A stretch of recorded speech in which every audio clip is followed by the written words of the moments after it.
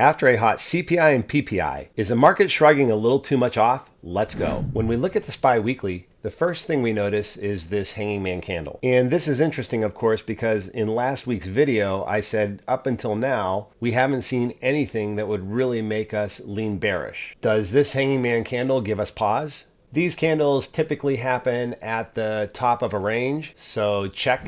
And when they have a wick, and the wick is the thing that is below the close of the candle to the low of the week, when this wick is very pronounced and at least 3 times the body, this typically signals something that's somewhat stronger. From a psychology standpoint, the way to think about this is that price was pushed down, and then of course buyers came and they tried to buy that dip, but they couldn't get that above where they open. Now, when trading candles, the one thing we always got to see is follow through.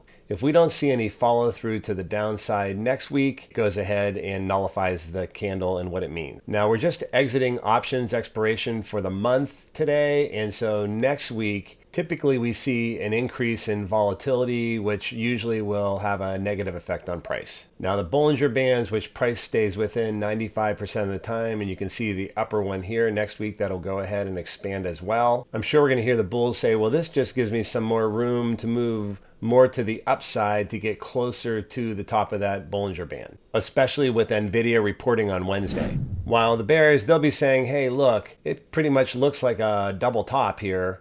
And once we break this neckline, we're likely going to come back into this 480 area at a minimum. Now, from a moving average perspective, this green line here, which is a 5 exponential moving average, you can see that this has been our friend the entire time we've been moving higher. So the bulls will say, unless we lose this 5 EMA and we're spiking on it, there's nothing bearish about this. And honestly, even if we were to come back down to the 13 exponential moving average, which is the orange line, or even retest the blue 20 simple moving average, all of these areas here still would not be bearish to bounce off of it and then move higher. Now, if you're wondering what all this moving average talk is about, I'll go ahead and link a video at the end of this one so you can become an expert. And if you subscribe, I'll make sure NVIDIA posts stellar earnings to push this market higher.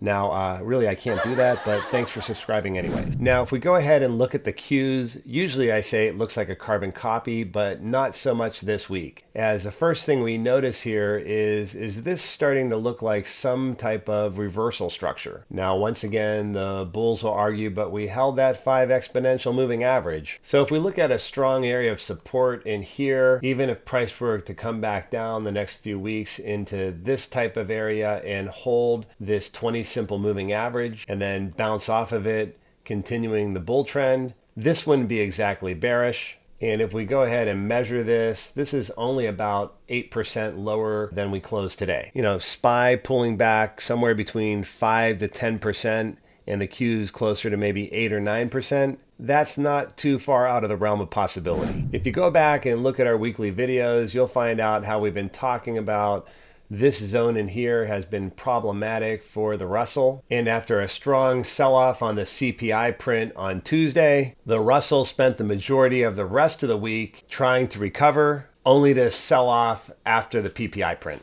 Now the bulls are going to tell you, man, this thing is getting ready to break out and go to the moon. While the bears are going to say on the weekly, this is starting to look like a double top. And if we get below this neckline at 192, we're going to be revisiting the 180s. The algorithm did a great job of closing various trades. As you can see it on the left-hand side here in blue. And then of course, king is me on the right hand side. And you'll notice that I win a higher percentage of my trades as I take the algo's better setups when fundamentally it makes sense, but I win typically less than the algorithm as I'm locking in profits on the way up. We have a few more key charts to look at, but if you want to see all my algorithm signals and feedback in real time on 70 equities now, then join the Discord by checking out in the description below. The US 10Y for a second week in a row was pumping higher. And like I've said in the past, typically when yields and equities move together higher, it's a recipe for disaster. But who knows? Maybe NVIDIA earnings on Wednesday will goose the markets. Now the VIX, it put in a heck of a tail candle, but overall was up over 10% this week. Now,